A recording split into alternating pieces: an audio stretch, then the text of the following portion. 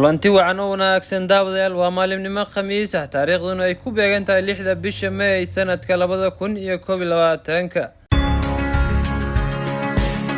qodobada aan warkeena maanta ku eegi doonana waxaa kamid ah wasaaradda waxbarashada ee Soomaaliya oo dib u dhigtay imtixaanaadkii dugsiyada sare weerar ka bilowday qarax oo ka dhacay Ceelwaq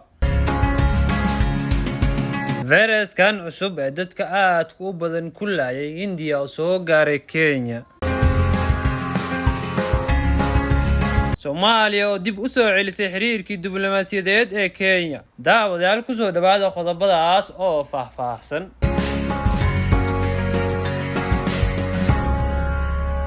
war-saxaafadeed ka soo baxay wasaaradda waxbarashada Soomaaliya ayaa lagu sheegay in muddo toddobaad ah dib loogu dhigay imtixaankii shahaadiga ahaa ee dugsiyada sare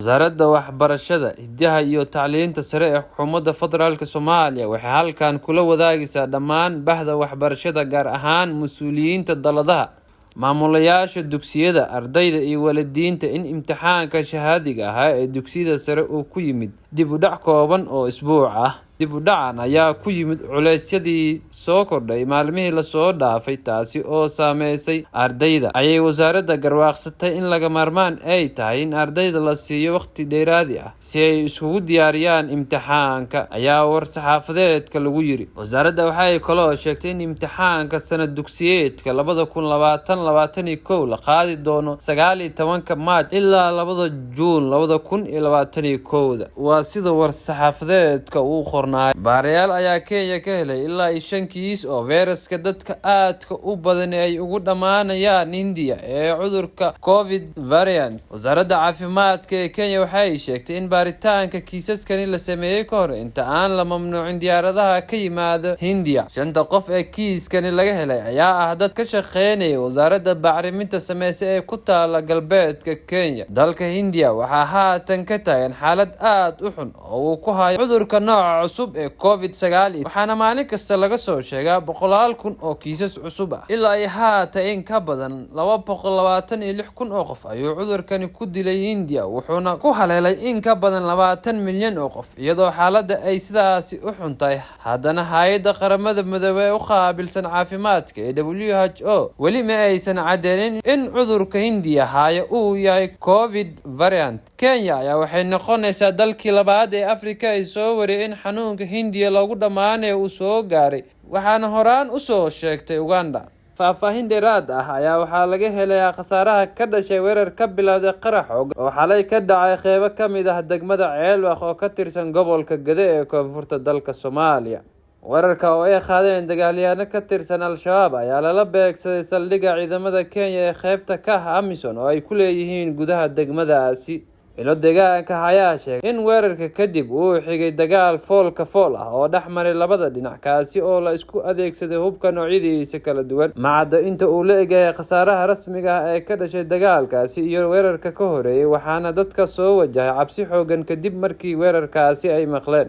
Al-Shabaab oo war ka soo saartay dagaalka ayaa shaacisay inay ku dishay askar ka tirsan ciidamada Kenya oo ku jiro sarkaal 2 xidigla ah waa ay sida hadalka u dhigeen dhanka kale ma jiro weli wax hadal ah oo ka soo baxay dhinaca saraakiisha Amisom gaar ahaan ciidamada Kenya oo lagu soo qaaday weerar dhanka kale ma jiro wax hadal oo ka soo baxay dhinaca saraakiisha Amisom gaar ahaan ciidamada Kenya weerarkaasi khasaaraha loogu geystay xaaladda ayaa haatan yara degan waxaana goobihii lagu diray ku sugan ciidamada Kenya oo dhaqdhaqaaqyo culus ka bilaabay degmada Ceelwaq ee gobolka Gado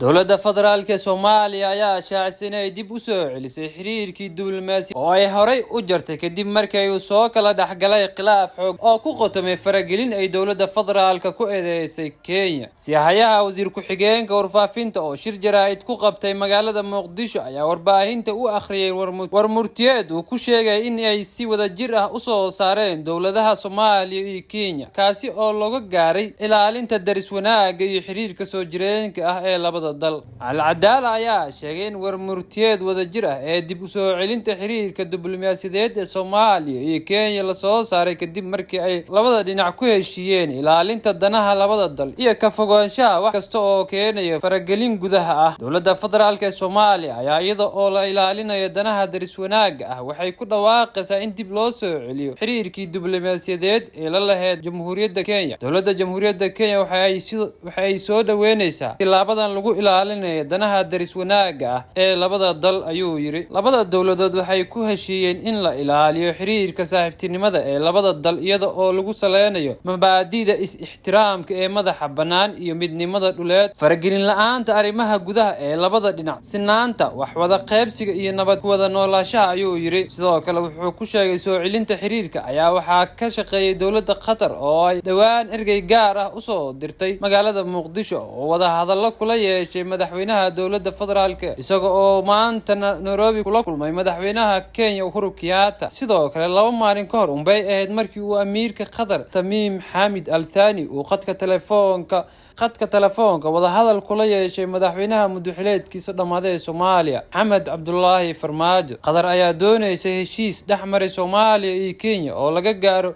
muranka badda Soomaaliya sababtoo ah dhul badeedka Soomaaliya. Kenya ayaa sheegtay waaxda qandaraaska shidaalbaarista ay ku haysato shirkadda ENA ee Talyaaniga oo ay Qatar saami ku leedahay. Daawadayaal, intaan warka xiga aynu ku kulmi doono waxaan idinkaga tagayaa sidaas iyo fi amaanillah.